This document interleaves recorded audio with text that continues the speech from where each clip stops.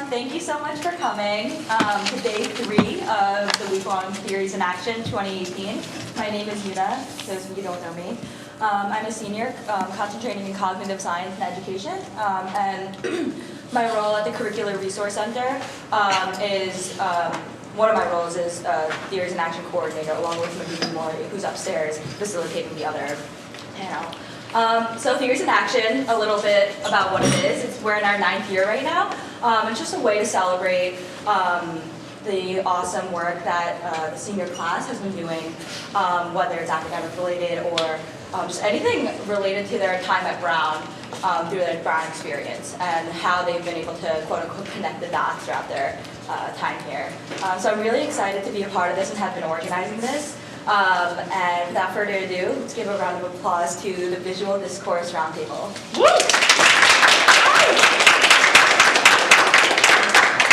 And I'm Jim Spatcher. I'm going to be facilitating the discussion today and mostly shutting up. But before I shut up, I wanted to introduce the panelists and tell you a couple things. First, that the panelists have purposely done prepared short presentations about their work because they want to involve you in a discussion afterwards, hence the bowing of the chairs to invite to discussion and pull everybody in.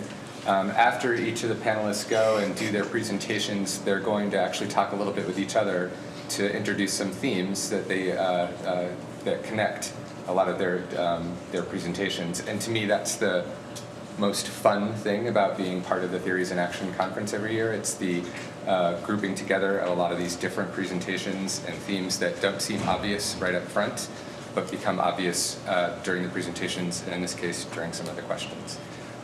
So before we have everybody go, let me just introduce everybody. Start with Alex Vidmar, whose presentation is Modernizing the Urban Waterscape, Depictions of Water in Early Modern Mexico City.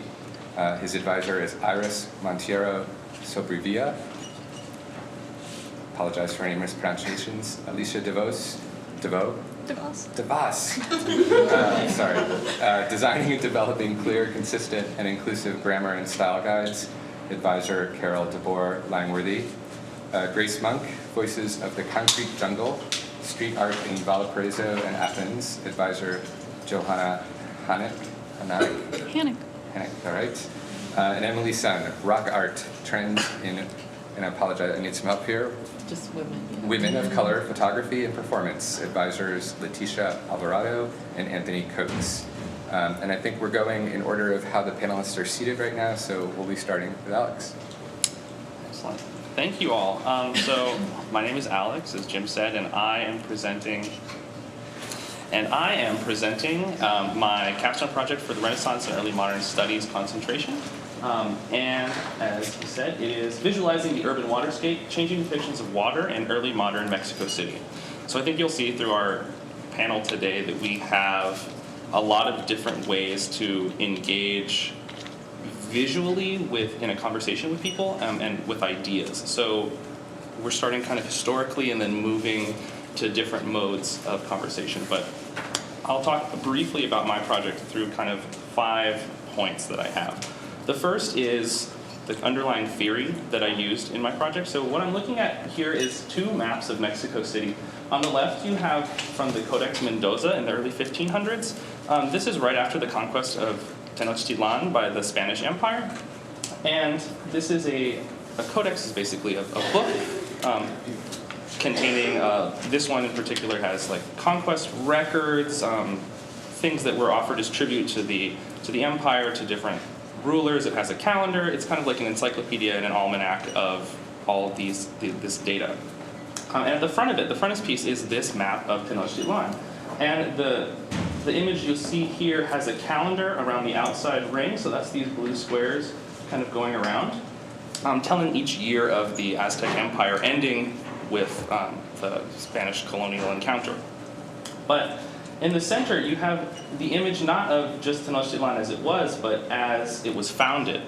So this is created by the Spanish, of course, after the conquest, but with the help of indigenous intellectuals who were doing the actual art and drawing this image, presenting their tale of how Tenochtitlan was founded. So you see the Mexican flag today has the eagle on the cactus. That's what this shows. So when they found this island city, this island capital, that was important to their identity, and that's what they've recorded on this map. And I use the term map here, influenced by the scholar Ackerman, who defines a map as anything that captures a real or imagined environment.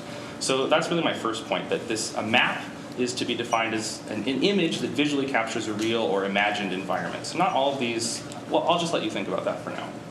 On the right, we have a much later example from 1769. This is by Jose Antonio Alzate, who was an urban planner working with the Catholic Church in Mexico City to basically restructure the political organization into these neighborhoods that he has color-coded. So this was an attempt to kind of resolve crime issues. There was a lot of public drunkenness. There was it was too difficult for the church to manage the streets and police what was going on. So this was an urban restructuring plan.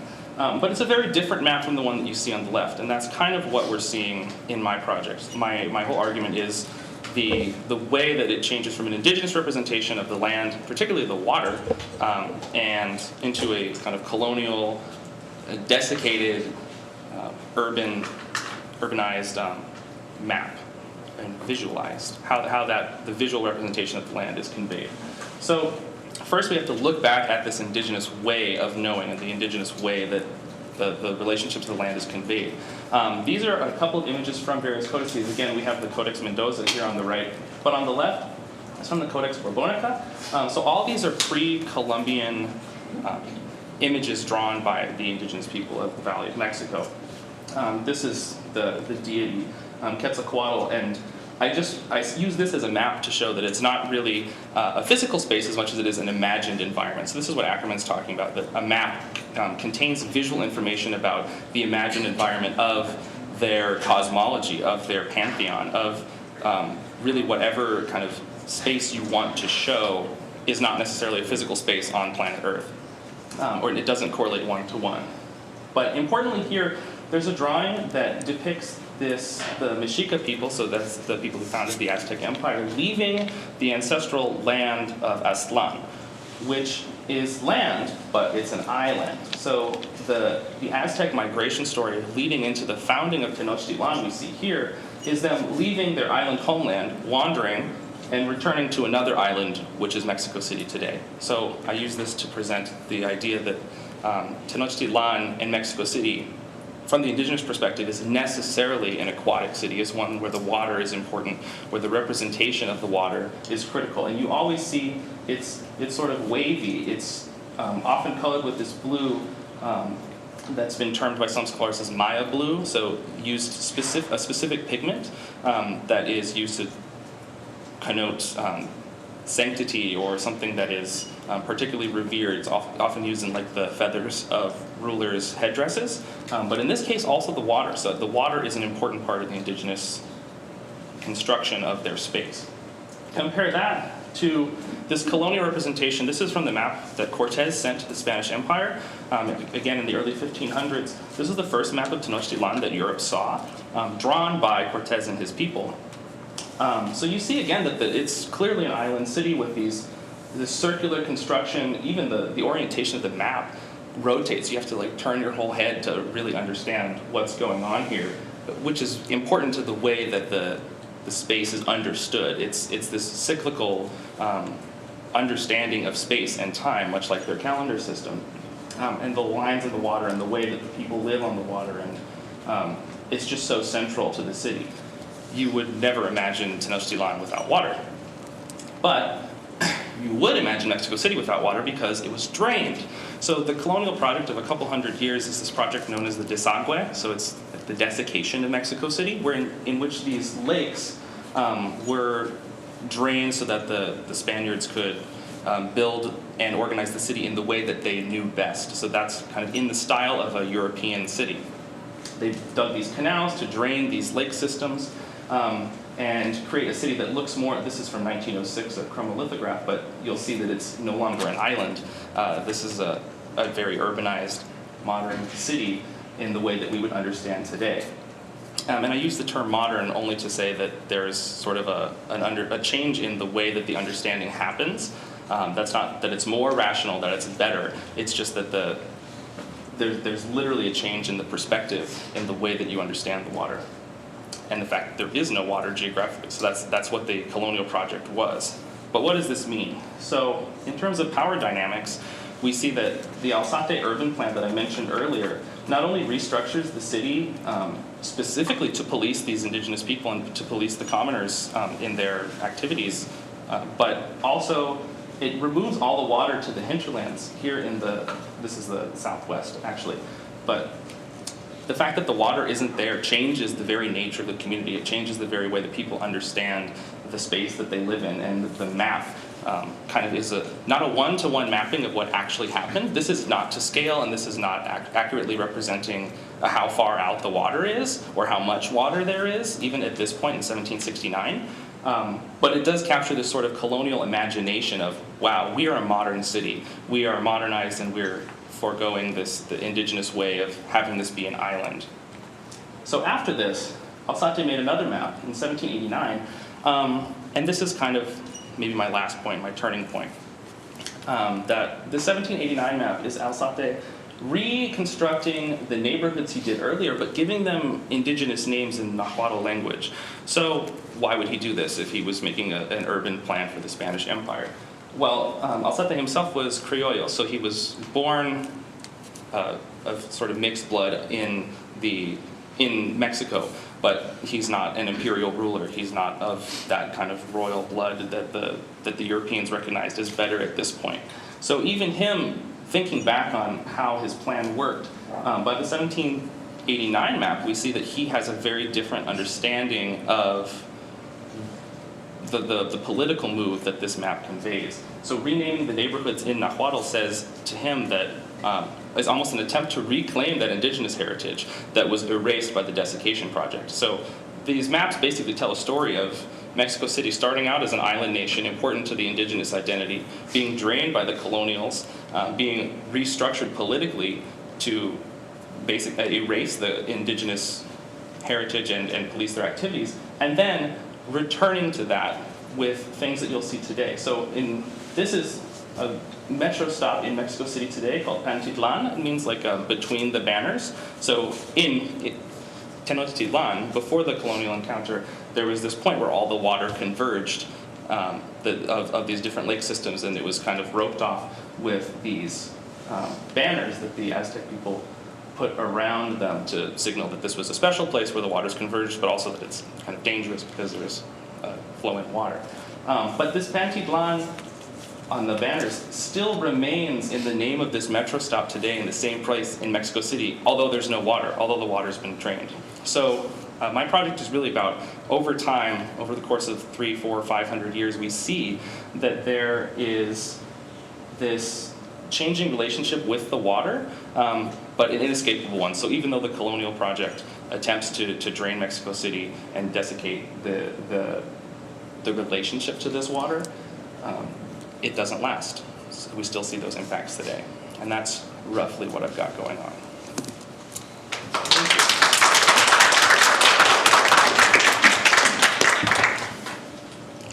Take it away, Grace. Great. So hi, I'm Grace. I'm going to be talking about street art in Valparaíso and Athens. So I first became interested in street art when I was abroad in Valparaíso, Chile in the fall of last year. There I worked with local artists to organize a mural series, which we named Memorias del Territorio. The goal of this mural series was to contribute to cultural memory via street art, and each mural related to the history of the location in which it was painted. These are the murals in the series. Then when I came back to Brown, I realized I wanted to pursue street art further. I had conversations with my advisor in the classics department, who does a lot of work on modern Greece, and we talked about how another street art capital is Athens. So I decided to do a comparative thesis on street art in these two cities, and as I looked further into this topic, I realized that these cities really make a great comparison. They're both peripherally Western. They have histories with, at points, political and economic similarities. And so I really just delved into the comparative aspect of it. I wrote the thesis in comparative literature, but also added in some classics, my advisor's in classics. When I was in Athens this summer, I was able to interview many different artists. Most of the people represented here, I just put up a variety of styles so that you can get a sense of different ways in which artists are working in Athens. I was able to meet most of these artists and hear a little bit about their work. Oh, oops. These are slightly out of order, but that's okay. Oh, okay. I'm missing a couple, don't worry about it.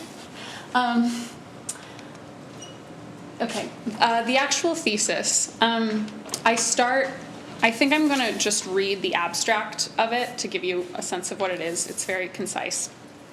This thesis explores the relationship between street art and the contemporary city. Street art is both a local and global practice, and it transforms the viewer's experience of urban space. By analyzing the medium and the various practitioners, spaces, and institutions it involves, this thesis will argue that street art is central to the experience of Valparaíso and Athens. The comparison between these two cities will reveal the practice to be one firmly grounded in local tradition, achieving global popularity through a series of dialectical relationships. So I start off in the introduction with a theoretical background and look at different ways of approaching street art. One of the slides that I can't find here is two examples, one from Chile, one from Greece, of pieces that we might either call street art or graffiti, depending on the perspective through which we're looking.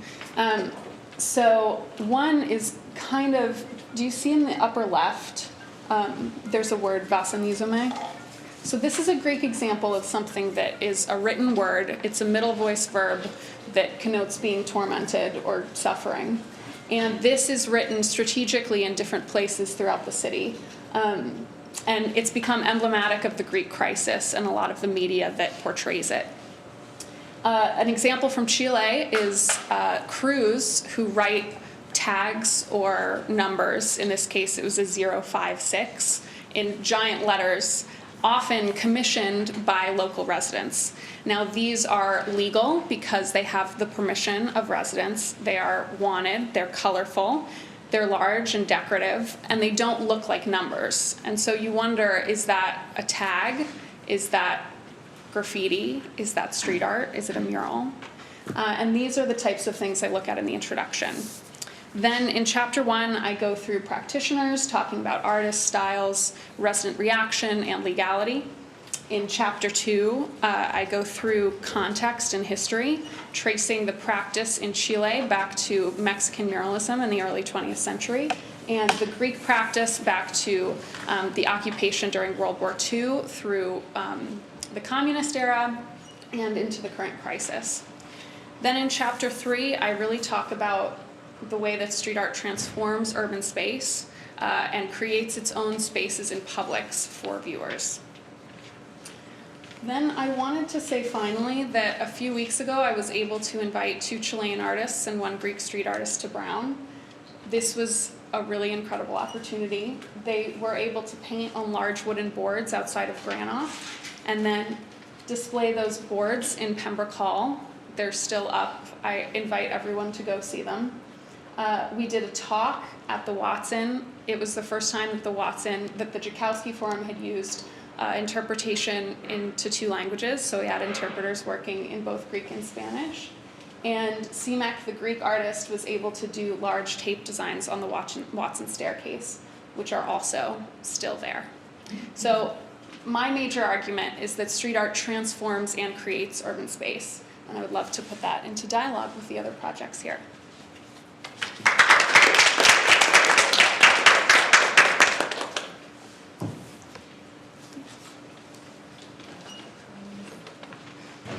Hi everyone, my name's Emily. I'm a senior in ethnic studies, and today I'm going to be talking about women of color artists who use rocks to imagine alternate forms of belonging, being more comfortably in their bodies and in space.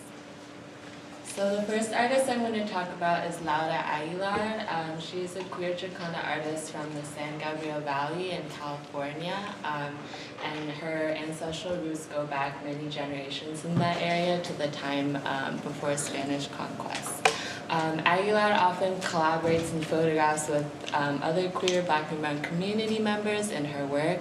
She also uses her body and nude self-portraiture to explore questions of identity and belonging.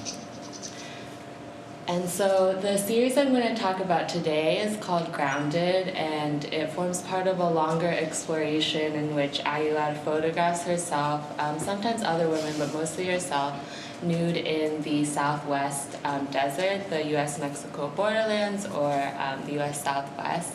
And as kind of what Alex was talking about, this landscape is very politically charged and historically resonant, especially for Aguilar, who identifies as Chicana. There are many histories of US imperialism and settler colonialism and Spanish imperialism as well that have sought to map and claim and own this land, often displacing northern native peoples, as well as enforcing systems of citizenship in which Chicanx peoples often had to disavow their indigenous roots to claim access to citizenship or land grants. So given this context, what do we make about this photograph? Well, it's a very ambiguous photograph. The woman is Aguilar, but you can't really tell when you're looking at it. She's crouched, and her body seems to imitate this massive boulder in front of her, and the folds in her body even seem to echo some of the folds in the rock. So one could say she is performing the rock, or instead of trying to establish ownership over the land, visual ownership, as the kind of maps Alex was talking about did, she is embodying the land and trying to understand it that way. In this next photograph from the same series, so I'm from Colorado, and when I was a girl, I used to collect rocks a lot. So, and the rocks would get really sticky and warm in my hand. And so when I look at this photograph, I feel it in my hands. I feel her pressing into the warm rock below her. And it's an interesting photograph because her face is kind of implanted in the rock. You can't really tell if she's a woman or even a human maybe. She's imitating the rocks around her. And it invites a kind of imaginative look. I asked oh, can she breathe with her face in the rock? She seems very relaxed, but how does one breathe a rock, right? And so what does it mean to relate to these rocks and this desert landscape, which is very barren, people might think of as barren and uninhabitable, in a way that's actually restful and peaceful. And so some of the theoretical implications of this, so women of color feminist thinkers such as Cherie Moraga and Gloria Anzaldúa have this theory in the flesh, in which different women of color produce knowledge in their physical experiences and bodies. And so what does it mean if an artist like Laura Aguilar is embodying rocks, and what kind of knowledge does that produce? And so something Gloria Anzaldúa talks about is mestiza consciousness. So in the US-Mexico borderlands, where nation states have tried to establish boundaries in very violent ways, what does it mean to unsettle that kind of binary and categorical thinking? And so I'd say that Aguilar's photographs expand on that unsettling of the categories between humans and land and bodies and rocks as well, that can be sort of detrimental to different communities. And so another echoing what Alex was talking about with indigenous relationships to land, the U.S. state often sees land as property, whereas many indigenous communities have a more storied relationship to land, as Nashwana Goman, a Seneca scholar, argues. So the next artist I'm going to talk about briefly is Salone Lee. Lee is a Caribbean-American artist, and her work often deals with Black women's communities, Black female subjectivity, and also histories of Black feminine care work. For example, in the piece The Waiting Room, Lee hosted a lot of free medical workshops that incorporated Afro-diasporic and Western medicine. And so given this context of Salone Lee's work, I'm going to talk about briefly her piece, which was a collaboration with Chitra Ganesh, a South Asian artist. And it's a video piece called My Dreams, My Works Must Wait Till After Hell. And you can't really tell from the still photo, but it's basically in the video, all you see is this this figure breathing, the rise and fall of her rib cage. And what's unsettling and beautiful about this piece is you can't really tell whether the rocks are inhibiting her breath or by sort of obscuring her body, they're drawing the viewer's attention directly to her breath, just like the rise and fall of her rib cage.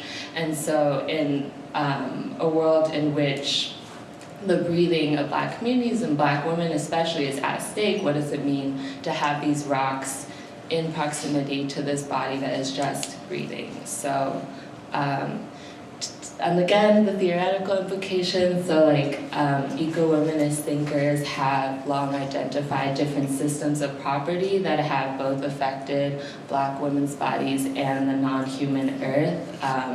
But also there's like this theme of rocks in Black womanism and feminism, in which, for example, Alice Walker describes Black women's gardens as a metaphor for like how Black women are constantly expected to provide care for their communities and turn rocky soils into gardens. And so in the absence of state protection, what does it mean if Black women are always expected to provide this sort of care for these communities? So if we go back to this piece, for me, I interpret this as the rocks allowing us to imagine like this body at rest and what kinds of space or in which this body can just breathe and be at rest.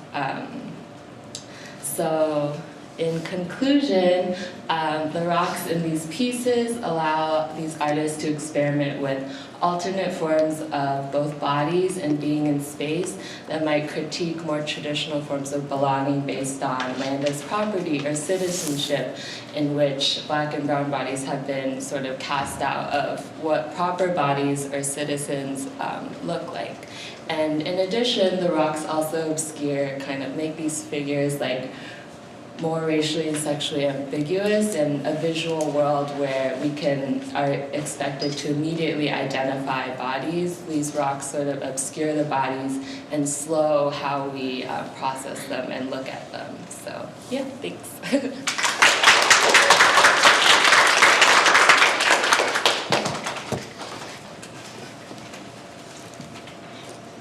So my project has to do with style guides. These are 3 pretty well-known style guides, Strunk and White on the left, AP Style Book in the middle, and the New York Times Manual of Style and Usage on the right.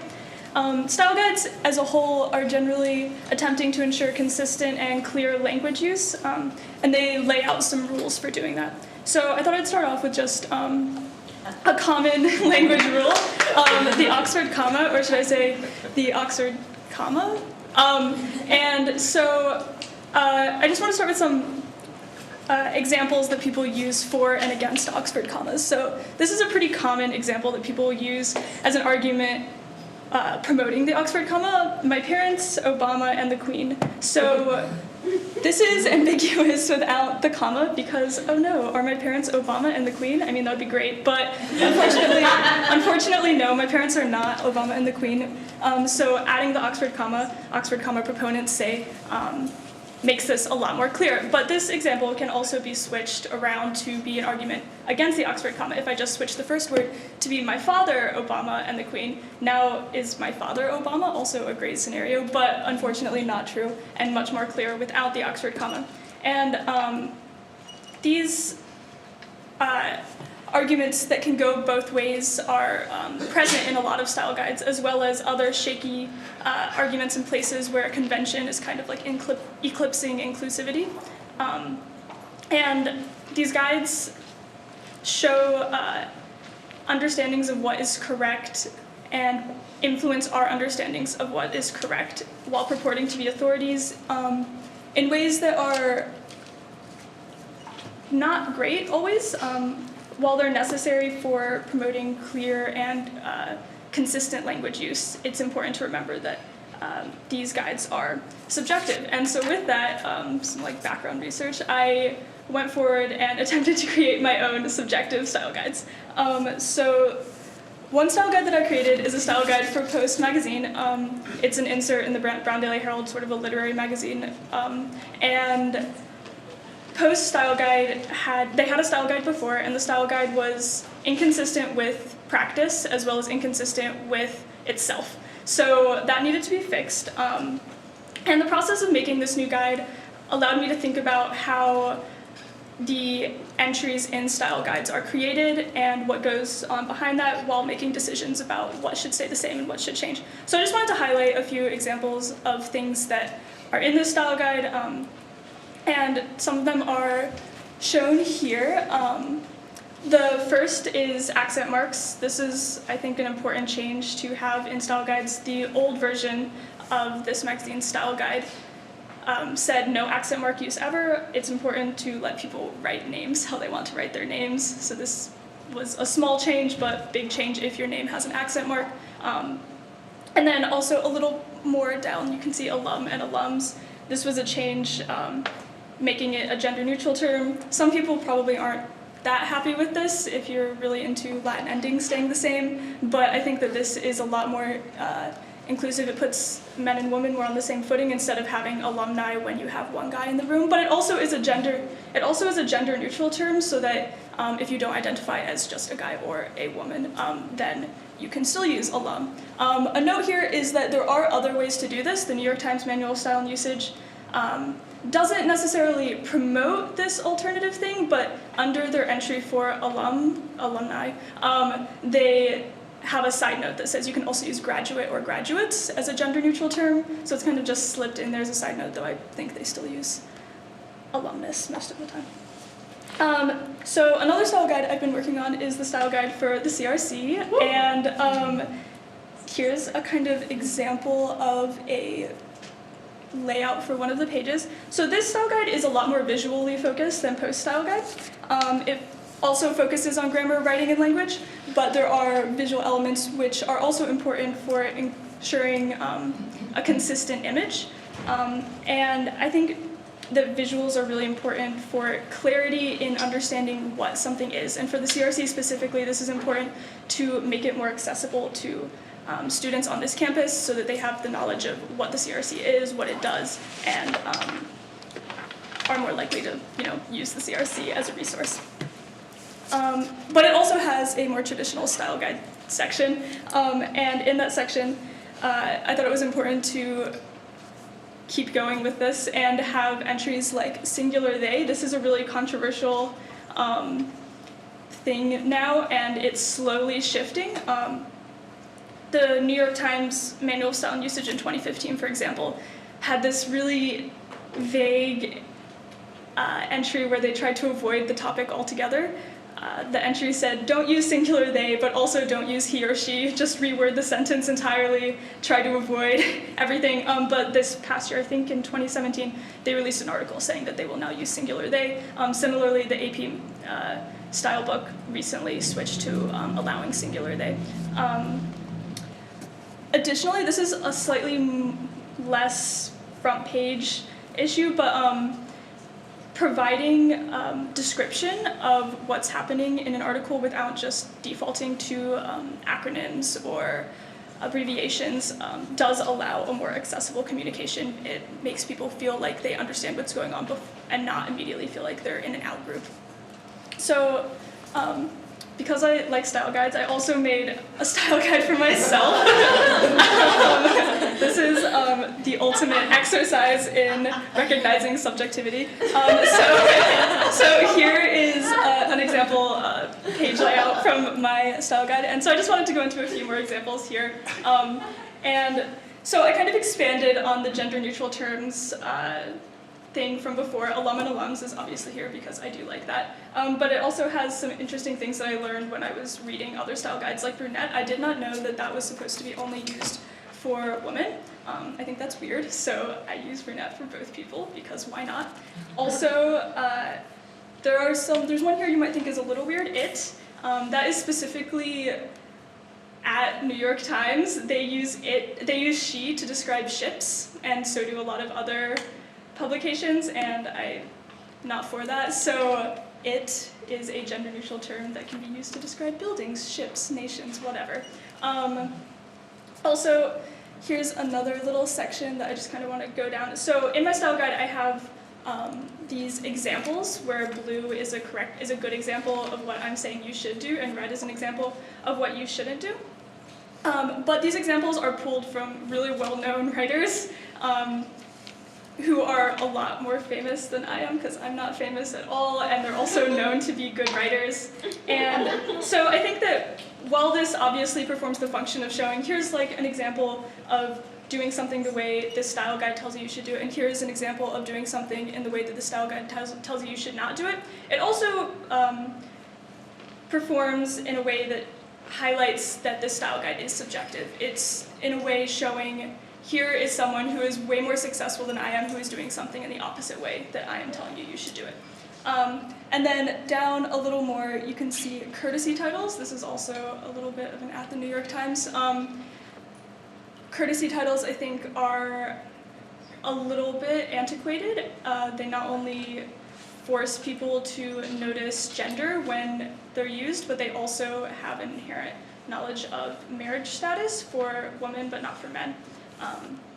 So that's just a little bit there. Oh, and there's one more. So this is just again to highlight that this is subjective. This is a little section that are things that are really just my personal preference. Instagrammed, like no one, that's really just a me thing. And interrobangs, I think those are cool. It's kind of a combination of a question mark and an exclamation point. So this is highlighting that this guide is, at its heart, informed by my personal preference. And here, that's mine, but in other style guides, it's important to note that those two are informed by personal preference, though in those cases, it's often called convention or something like that. So in short, these style guides are super subjective, and but they do have some good qualities of ensuring clear and consistent usage, and I think that these style guides are doing a few things well. For one, they're highlighting their subjectivity by showing which author is writing these. I think that knowing who is writing something really helps you remember that this is just another person and not a complete authority on everything. Though you can see the AP style book doesn't do that so well. And also another thing about this that's good is that style books are updated often. So these are the most current. I think the AP style book might have just come out with 2018 version. And that allows for constant change to keep things up to date and make more strides toward inclusivity and accessibility. That's it.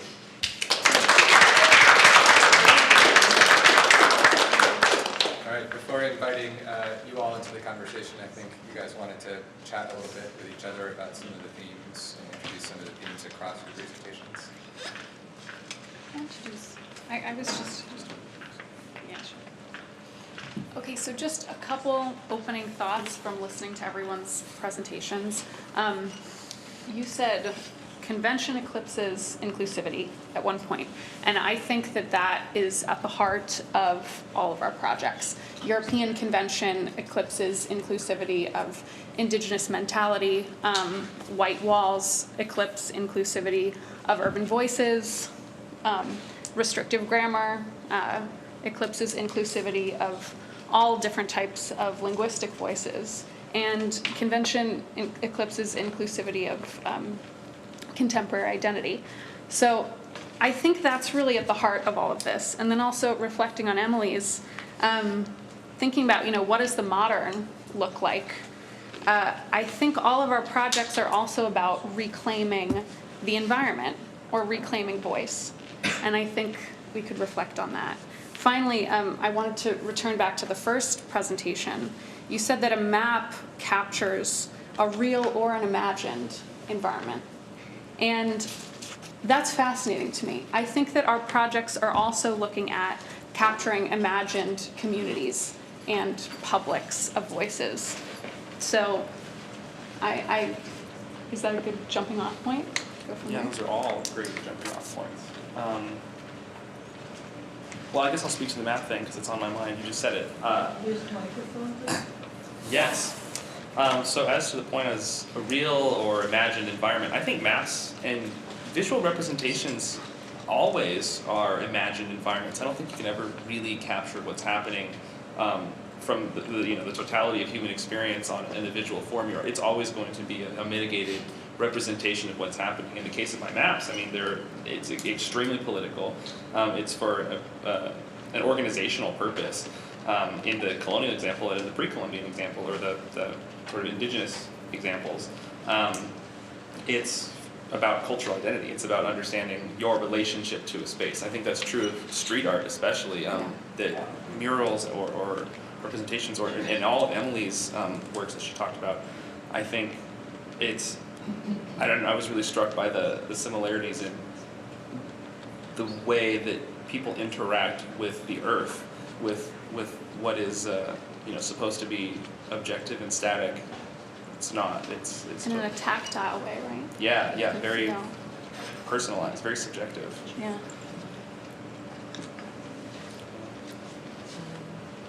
And anyone, feel free to jump in. Questions, whatever. But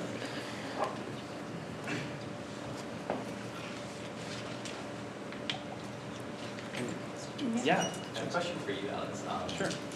What was it about having a city inside of a body of water that necessarily conflicted with this sort of modern rational idea of the city that colonialists had? Why was that problematic? Yeah, so I think modern rational idea of a city are words that I use maybe for convenience, but here more specifically it's, well, what is modern in the case of my study? It's specifically the colonial, imperial nature of the Spanish. So they, being the ones, the oppressors in charge, are deciding what is rational, because it's not like the indigenous idea of land or relationship to cyclical time or something is not rational. It's just that it doesn't immediately seem that way because of who was in charge at the time and how that played out in the rest of Western history. But to answer your question, I think that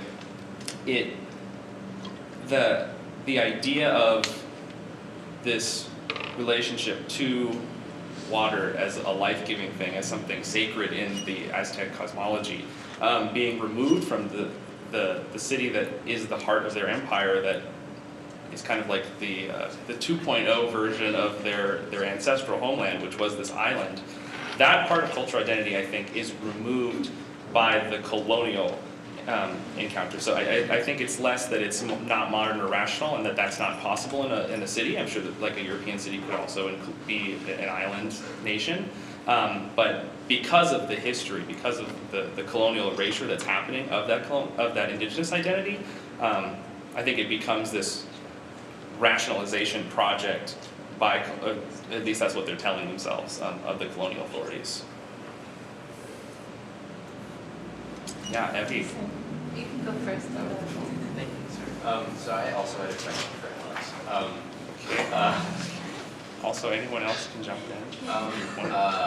So I noticed kind of there's two separate forms of change going on, which is that you have the physical kind of change in the geography as the water is strengthened, and then you also have the change in the representation of the map, which, as you said, doesn't have to be like a literal map, but any depiction of a place where you have kind of a more, like as we become more modern, the map more accurately reflects the state, the physical state of the city. And I'm kind of wondering which you think is more central or inherent to the process of change or of modernization or colonialization. Is it the representation, or is it the physical change that the representation actually reflects?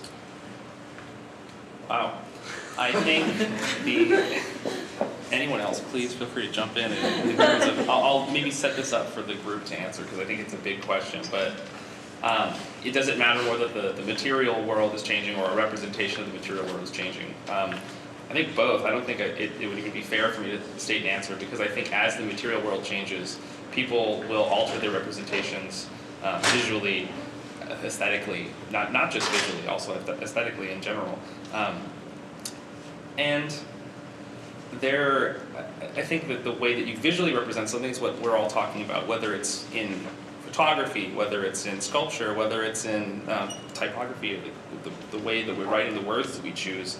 All of those have a subjective political bent, and I think that maybe is the driving force of changes that happen physically, but I wouldn't say that categorically. I would open that up to anyone else and their visual forms that have been discussed as well.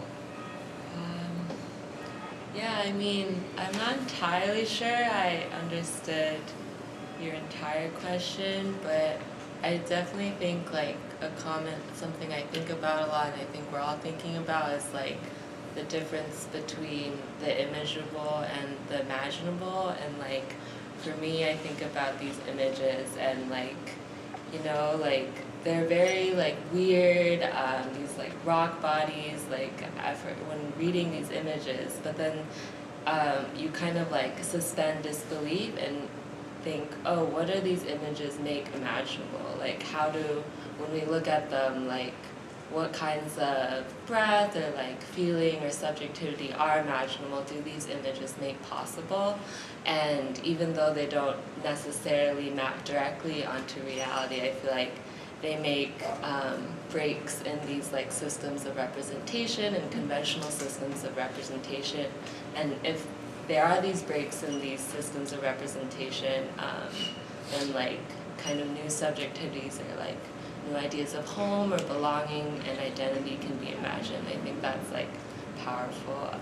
But yeah, so like it's all this like gooey stuff between images and imagination. Yeah. It's like that's where artists work, I feel like. So.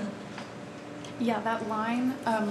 One kind of example from my thesis that I use to work through this type of question is my public section. So often when you hear about, when you read street art scholarship, people will say that street art is for everyone, and graffiti too, that it's for any viewer who walks on the street.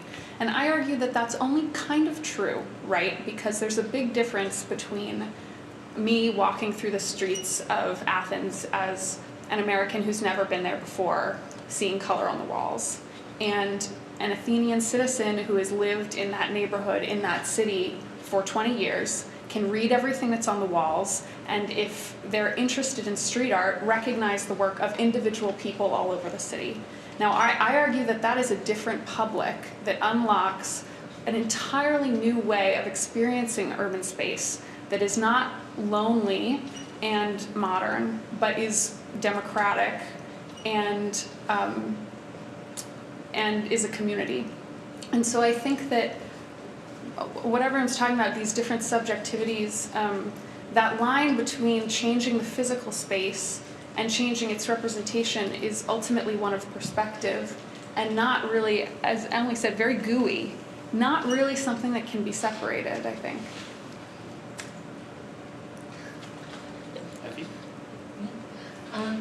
I just wanted to thank you very much. These were all really wonderful. I think they went together. I mean, I saw Alex and Alicia working together on the same kind of thing, thinking about objective, schematic sort of rules that you're then making subjective and all this. And I really want a copy of your personal guide. I really need it, actually. Yes.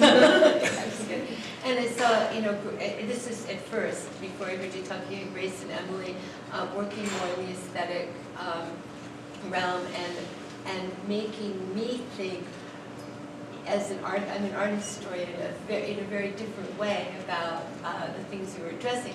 And that being said, there was something I just wanted to contribute. So this is a question, is that there was a philosopher named Herbert Marcuse, who Angela Davis actually studied with, who wrote about what you were talking about, the way you very, I think, articulately said, that art, he said, in the aesthetic dimension, I don't know if you read it, people don't so much anymore. No, people don't anymore. It was, 1970s. But I think, I try to bring it back just because he's saying what he said. He said that art gives us a way to, when it's done well and seamlessly working in the aesthetic dimension, it allows us to imagine a reality that is not possible, even in politics, even in words. But that, and we can come back then with the imagination that this is real. It's really, the book is this big. And it's just a beautiful book, and I think worth looking at. And Grace, when I was thinking about the difference, because I spent most of my life in San Francisco, where there's also a big mural, Mexican mural tradition, and I lived in the Mission. And I was a sign painter myself, so I worked with sign painters doing commercial things, and it was, I had all their memories of things that their fathers had painted on buildings that were then, you know, when other buildings were torn down, you could suddenly see. Like, so these were also named to them, even though they weren't to us. So I really appreciate you saying it's different to different people, but so is everything in a way, and this just makes it reasonable. But when you add that word for suffering, you talked about that word for suffering on the wall. It made me think of Passover, you know, and the marks on the houses of, you know, for the murder of the, you know, that, and this actually was a tradition that went all the way up. So even through the 19th century, when there was plague or malaria or disease, houses were marked. Not only so that people would know there were bodies to get out, but so that people would stay away for a period of days, just in quarantine. So this idea of the marks on the house also relating to suffering and pain actually has a tradition that is interesting to bring to that. The two of you, in turning around, you know, this thing, and then I'll shut up so other people can talk, but the idea of now making us see the Spanish map as subjective, and that water on the side as like a, it uses a whole other pictorial system to make the water, while the others did not. The pictorial system was coherent throughout the Mendoza Codex and the other codex you showed us. And in the same way, yours made me think of the, like, Stieglitz photographs of, you know, canonically beautiful women in rocks, where you get to appreciate the rock more, and in this case you get to appreciate the non-canonical woman's body more, and so it has to work in this funny way with the history of art, because those images are just so iconic, everybody knows them, and then you see this really beautiful relationship going in the opposite direction. So anyway, that's what I wanted to say. Can I say one more thing? Max Planck was this philosopher of science, and he said, this is kind of rough, but he said, in order for new ideas to take hold, the people who espouse the old ones have to die. And the singular they falls into that category. And so I'm really glad. I never knew it had a word, and now I would be okay with it. So Marianne? I have a question for Emily. You said like the distance or space between the image and the imaginable. I wanted to ask, like, where do you think the body fits into that, or bodily engagement or performance? Yeah, that's a really good question.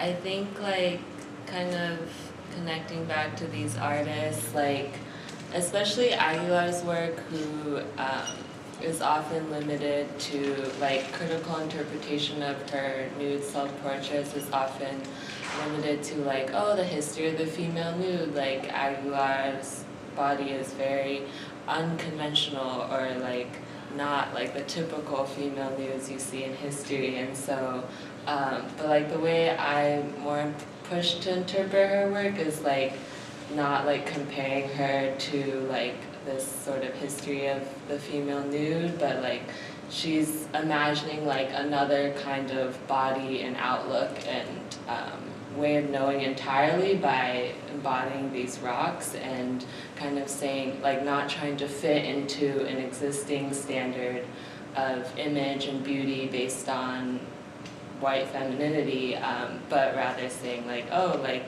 I want to form kinship or intimacy with these rocks, and like what kind of, does beauty even like matter anymore? Like it's an entirely different kind of way of looking at the world, if that makes sense, as opposed to like I'm comparing myself to this sort of standard, imaged standard in Western art history. So yeah, I don't know if that answers your question. That I just wanted to jump in and say that one thing I found really beautiful about the works you're looking at and about your presentation too is how much that type of work kind of personifies the environment. And I think that in a certain way your work is thinking about, you know, I started thinking about the fluidity of water and its freedom as a personified sort of force. And as I was doing street art, I ended up really looking at walls as if they were talking to me. I mean, the whole environment becomes alive. And I wonder if that, in a way, is its own, if personification is working against convention, you know, against that dichotomy between alive and not alive. I don't know, Alicia, how would you say that like the written page, I'm struck by yours is more like about writing than the visuals, but I think that it's both a visual form and something that is sound, like has a sound to it and a person behind it, like writing feels also alive in the same way. I don't know, how do you feel that plays into the style? I think it kind of goes back to that original, one of the questions we had earlier about like, what does putting it down on paper mean? And I think that having something written down on paper gives it a lot more power than it might have otherwise, just because of this ideology we have about written things having more power than others. So yeah, I think that it matters a lot in short. All of you guys talk a little bit more about like what it means for something to sort of be like become the objective or become the idealized, like if art goes into a museum or gets displayed in the Pembroke Center versus on the street, or if it becomes a style guide versus being something that people use, or when it becomes a map, sort of like how something changes when we put it on that pedestal and make it like what we all use. I'll go first. So since it was what I was just talking about a little bit, oh yeah. So I think that it's an interesting thing because like if we look at standard grammar as it's perceived, standard American English, it is kind of this thing that both holds a lot of power and is not fully real. Like it's only this imagined thing that we all think of and we all look to. So the act of writing it down and putting it into a style guide does give it a lot more power, but that power is only given to it if people read it and listen to it and think it holds authority. So especially in my research when I was comparing style guides, I think that helped me to notice the subjectivity in the different style guides because they would contradict each other and contradict themselves, and then you would notice that even standard American English and standard grammar there is no one version of it, but writing it down does give it a lot more power, which is kind of why I wanted to play around with making my own, like if they can write their own and create authority from something, then why can't I, that kind of thing.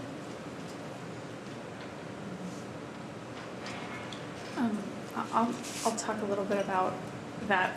I talk a lot about commercialism. I have sections on commercialism, museums, tourism, and galleries in the third chapter, so I definitely thought about this a lot. Multiple street artists in Greece that I interviewed, when I talked about this question with them, went right back to Duchamp and Benjamin and like all of the classic people who have thought about what it means to put something in a gallery or an exhibition space, and also what it means for a work to have an aura. And I thought that was fascinating because you don't think that, you wouldn't assume that someone painting on the street is concerned with those debates, but they really are. And I think one fun example to think about those questions is in Greece, in Athens, there's a group called Stako, Street Art Conservators. And this is a group of it's students and professionals who are trained in antiquities conservation that goes out on the streets of Athens to re-paste up paste ups and re-spray paint and touch up graffiti and street art that has been vandalized or has faded. And if you that's fascinating that exists, right? Because ephemerality is a tenet of street art. And so then you have this group coming in that says, to make this as legitimate an art form in this country as antiquities are, with all their national glory, we're going to go out and restore this stuff. And so I start to think about how that brings the museum into the streets in this sort of very 21st century way of thinking. The museum is no longer enclosed within the walls. The museum is becoming the curation of the 21st century city. And I talked to a bunch of artists about Stacco. What do you think of all these people running around conserving your work? And they said, almost everyone I talked to said that, it's kind of fun, but that the really important thing to remember is that Stacco members have as much of a right, but no more of a right, to conserve the work as anyone else does to vandalize it. And I think that is a really fascinating element of street art that will never be true in an exhibition space. Sorry, do you want to? Well, I was just going to say, in terms of maps, I think that in the present day we think of them as something that gets used to look up something, to figure out where something is. But as I say, the acronym map theory kind of says it's real or imagined. It doesn't necessarily have to be something that is giving you coordinates. I think it can say a lot about relationships. I think I could ask you now to draw a map of your family, right? And a family tree in that way is sort of a map that tells you a lot about not just the facts of who exists and in what relationship, but kind of how you draw those relationships, how you designate them. Certainly there are conventions and things like that, but in the case of my project, I think that it's notable the pre-Columbian maps, if I were to say maps to you yesterday before I introduced this map theory, there aren't any surviving. There aren't any representations of Tenochtitlan drawn in the style that the Western European audience would recognize as a map, until you start to challenge what a map is. And then you look more at cosmologies and think about, well, these are what are preserved. So I think that in the case of a map being used or being relevant or preserved into the present day, into the archive, it's less about kind of its existence and creation, because usually teams of people create a map for whatever reason is relevant at the time, but it then takes on other uses later. So the meaning and usage through time become more dependent upon the changing interpretations of what that document represents.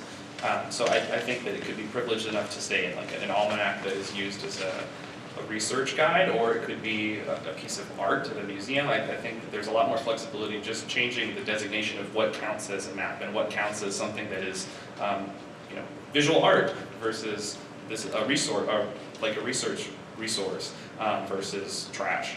I think all of it has, it depends on who is making those decisions about where to put it and what value they see in it. All of that's really great. So, your question is super important, and I think about it a lot. The pieces I talked about today were very traditional. They've been exhibited in the gallery.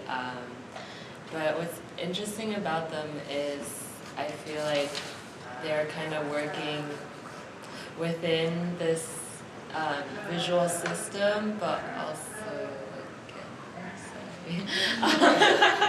they're working within this visual system, but also subverting it, right? IUS photography, it's very beautiful and visual, but at the same time, it forces you to look more carefully and slowly. She doesn't really reveal a lot of her body, and Salone Lee's piece as well. It's referencing that tradition of the female nude, but there's so much turning away, there's so much like opacity, like the rocks and the backside. And so what does it mean? So then in that piece, you know, you're focused on her breathing as opposed to what she looks like, both of them come into tension. So if museums like, you know, have traditionally like enforced a certain sort of distanced gaze where you go there, you look at the work of the art, and if one were to go to a museum and see these pieces and maybe connect that visual to like a more embodied feeling, that's kind of like a different way of looking that can happen in the museum space. What's also interesting is having worked in museums, like you're not really, there's all these restrictions about bringing like rocks and like sticks into museums because like things from them can like contaminate the artworks and stuff. So it's interesting also to think about visuals of rocks and the outside in the museum space and those boundaries between like the outdoors and then like climate controlled, like where the art is kept and stored. So Can I just add one thing? Also, I think something that I've heard a lot and is also present in language is the idea of when you are trying to be different and make change, like go outside of having artwork in a museum, for example, or when you're trying to make a point about like not using standard English, like you're often everything you do is in reference to the standard. So you're kind of in this place where even though you're being completely different, you are in some ways indicating toward the standard. And I think that's an interesting question of how do you move beyond that paradigm, get outside the boundaries of always referencing the standard even when you're trying to work against it. All of you, though, I just realized you too, I was thinking you not, are working in paradigms that are changing. Language, we always say, is the most obvious one, you know, that it changes in usage. But you're right, your style guides are updated, maps are always updated. I was trying to think about Google Maps, like if that, you know, because that registers our own movements while also telling us how to do it in ways that are responding to traffic. So they're really kind of an interesting way of thinking about moving through the landscape. And yours with the ephemerality, but yours in that it seems to me that it's an update of, it's art talking about art in a sense. In placing it in the museum, I think is the important act there. So she's, I think Aguilar, it sounds like, is using the museum in a way, saying, look, you've got to show this. Do you think that's right, or?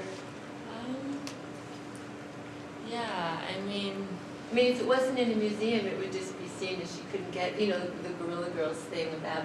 I mean, the other thing is, these are not women who are being like stiked, you know, it's not a male gaze on the woman. These are women choosing to portray themselves within that history. yeah, I think something that's interesting about Aguilar's photographs is that, like, given with her earlier work, like with more human subjects that are very invited, like the photograph is a visual document, but it's more about this like space where like these people are like performing for the camera. And so to think about that work in relationship to this work in the landscape, it's interesting to think about her. She's always like turned towards or interacting with the rocks as opposed to like confronting the viewer, and so it's almost about the land's perception as much as like the traditional viewer's perception. So like to have that in a photograph, I think is interesting because it combats the ways we normally look at photographs. That's why I like talking about that one with like about the feeling in my hands, because I do feel like that photograph speaks beyond the visual realm in ways, because it's about the body in the landscape, and that tension is interesting. But yeah, I think having it as a photograph does different work than if it was a performance, and speaks back to those systems. But yeah, I don't know. It's also important for like women of color artists in a way to be included in like traditional institutional spaces, I think, because of like financial recognition and like traditional boundaries exclusion. Yeah. Sorry. I just had one quick one. Just building off a little bit of what you said before. When I was a student organizer in the 90s, my supervisor used to say, tell me to organize, I needed to create my own reality. And I understand that differently every year and every time I think about it.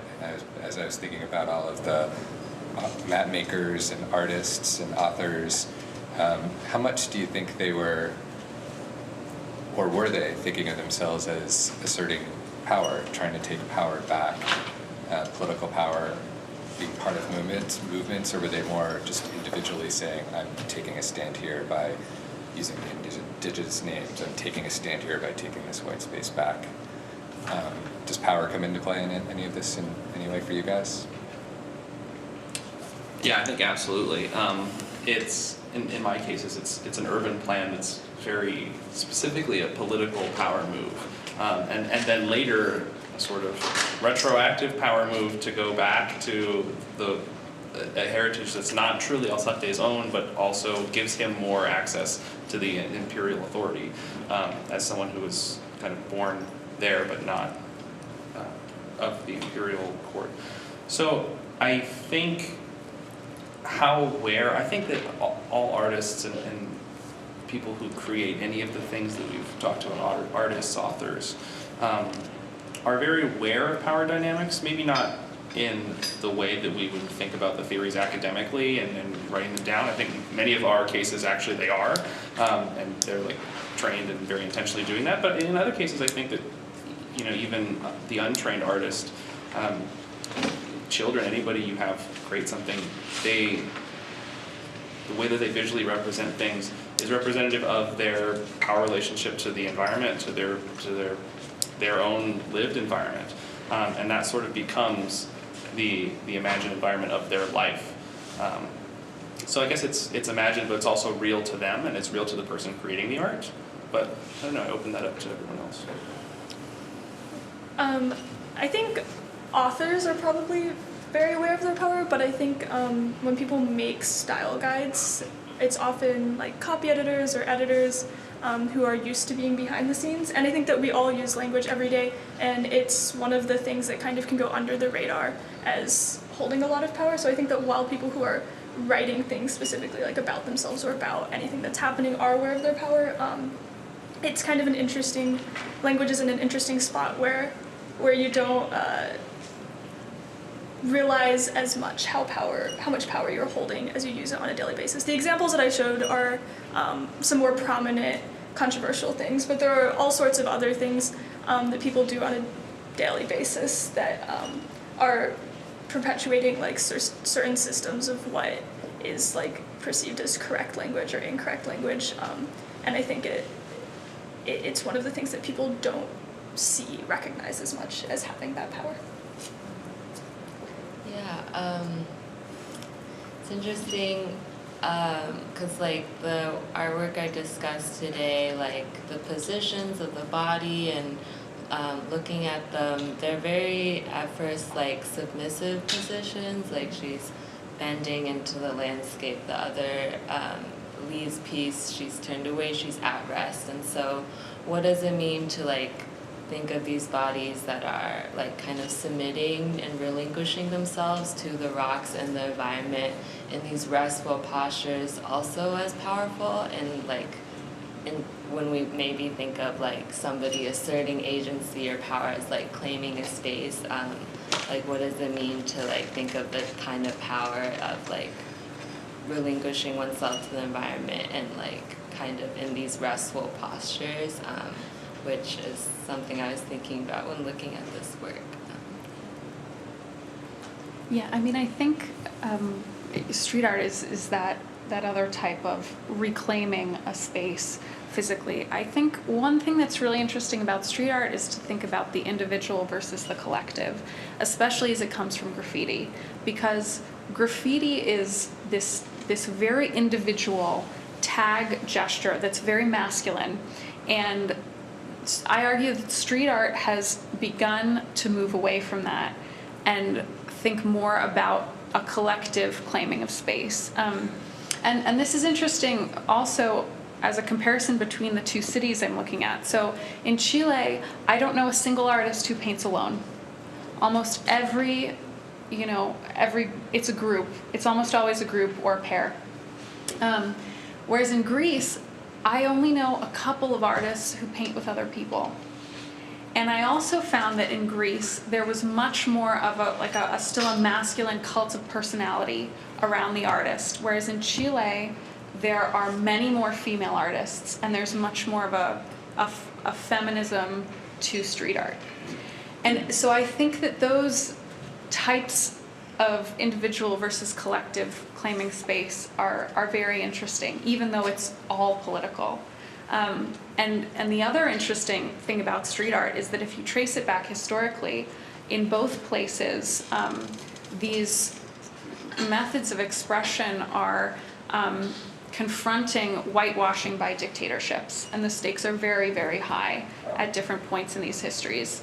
And still much of the street art in Greece is in the anarchist neighborhood, and many of the street artists, even if now in a more symbolic way, do identify as anarchists. So it's definitely very politicized, but I think the political engagement is much more nuanced than maybe just, this is a wall, I'm taking it. I have a question for all of us then. In the theme of the conference, how did your project help you connect the dots at Brown? I think maybe this will take us through the end. Una, is that fair? Totally cool. Okay. And cool. and where are we going with it? Is that a good addition to that? Sure. Take it away, Grace. No.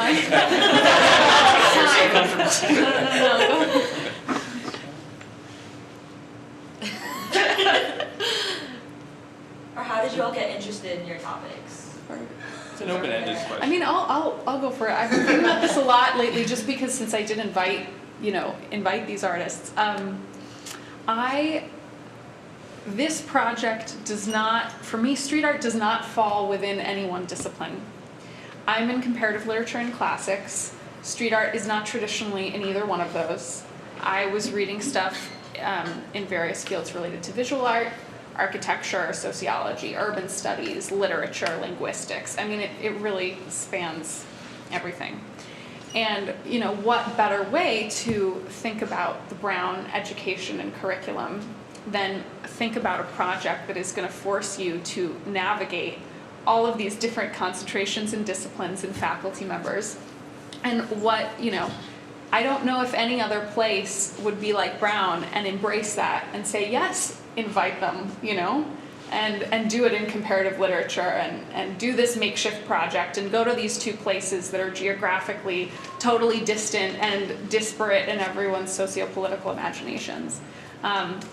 This thesis has been an incredible experience. And next year I'm going to be in Bogota, and I'm hoping it's another street art capital, lucky me. And I would really love to take this interest and engage street artists in that city. I think, the last thing is that Brown's emphasis on engagement helped me throughout this, because in Chile I was very focused on making sure that my research was also contributing to the artist's practice. So I used my research grants to buy the materials so they could get good paint, so they could showcase their work. And then the artists have told me they all got more commissions after this series because they actually had money to do large-scale paintings with enough paint that allowed them to showcase their talent. When I put up photos here, I sent them all pictures of those so they could say my work has been exhibited in the US. When you invite people here, thinking about our position at a very powerful university, it becomes very meaningful to the people you work with, and I think that that's right in line with everything Brown has taught me.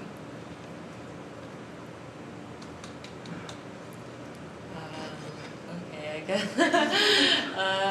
So yeah, I guess like being in ethnic studies but interested in the study of visual culture and performance has always been kind of like a struggle, but also like rewarding in ways. For example, just like in like an art history or like our historical interpretation of Aguilar's Southwest photographs might like put them in the paradigm of landscape photography and like not talk about the histories of like colonialism and things that were very specific to the US Southwest. So like combining those two like ways to like look at artwork has been really fruitful for me. As for like where I'm going like next, like these artists kind of have really inspired me in my own work, and right now the stuff I'm making kind of like looks at the ambiguity of rocks, especially when you can't really tell, like if you're on the street and there's just like always rocks around and you can't really tell where those rocks are from, like if they are like belong to that place or they travel very far. And so that kind of ambiguity is something I'm exploring in my own work as someone who is suspicious of like visual systems that immediately identify people and bodies. And I don't know, I would love to like make, like I'm also interested in art education. I would love to like take these more like high-end theory and like make some sort of curriculum about these artists that I've been looking at that is like more accessible to like high school students or like not people who have like read all these ethnic studies scholars and like art historians. So yeah. I study computer science, and so I think that this is an interesting blend because I've always been interested in both writing and math, and I think that beneath each of those there is a similar structure.